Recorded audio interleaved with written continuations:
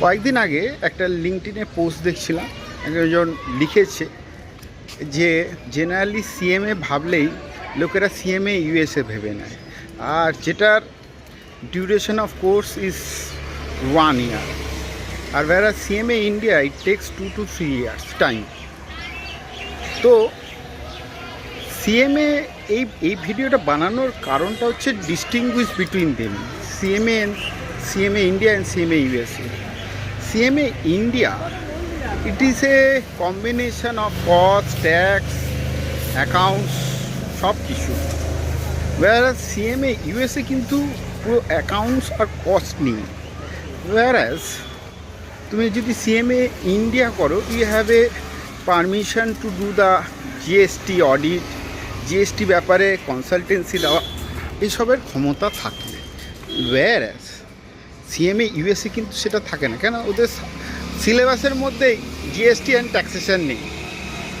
By the way, আমি এখন কুকুরকে হাঁটাতে, কুকুর বললে অপমানিত হবে, হিজিবিজিকে হাঁটাতে নিয়ে এসেছি আমার পার্টনার, যে পার্টনার।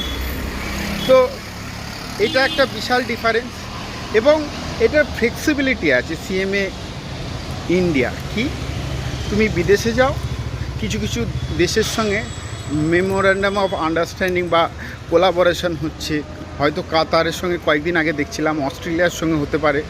তো you can work there also, but CMA USA is only concentrated to USA, এবং ইউএসএ কনসেন্ট্রেটেড থাকার ফলে অ্যাজ উই নো এখন ভিসা পাওয়া খুব চাপের ব্যাপার ইউএসএতে। তারপরে ওখানে অনেক কিছু চেঞ্জ হচ্ছে, so which is not favourable for Indian. তো you are restricting within yourself একটা জায়গায় যেখানে শুধু সিএমএ ইউএসএ নিয়েই ভাবছো। যারা সিএমএ ইন্ডিয়াতে এই ফ্লেক্সিবিলিটিটা আছে।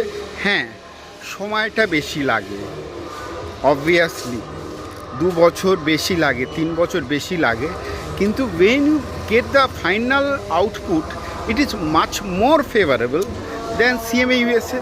আবার সিএমএ ইউএসএতে রেজিস্ট্রেশন করতে 1 লাখ 20 বা 80,000, তারপরে আবার কোর্সের জন্যে টিউশন ফিস আবার আর একটা গল্প।